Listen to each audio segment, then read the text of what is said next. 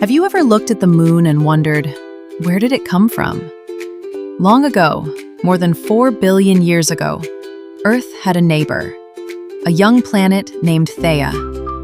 One day, Theia crashed into Earth in a massive cosmic collision. The impact was so strong that pieces of both planets flew into space. Those glowing pieces spun around and slowly came together, forming a bright new world, our moon. Over time, the moon cooled down and became the calm silver face we see today. Ever since, it's been orbiting Earth, lighting up our nights and pulling the ocean tides.